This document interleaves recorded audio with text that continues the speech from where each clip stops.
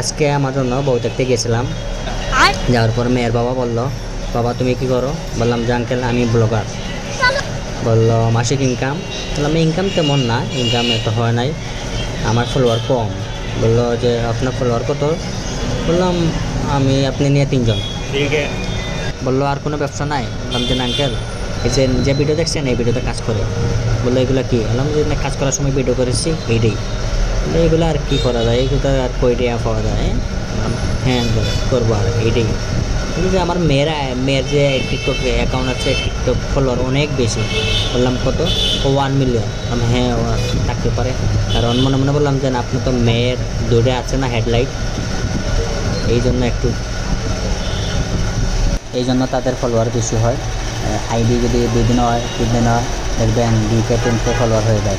আর একটা ছেলের 2 বছর 3 বছর গাড়াগাড়ি করার পর কেউ লাইক করে না, কমেন্টও করে না, কারণ মানুষ তো জানেই এগুলো তো কোনো কিছু নাই, এগুলো বিশ্বাস আছে।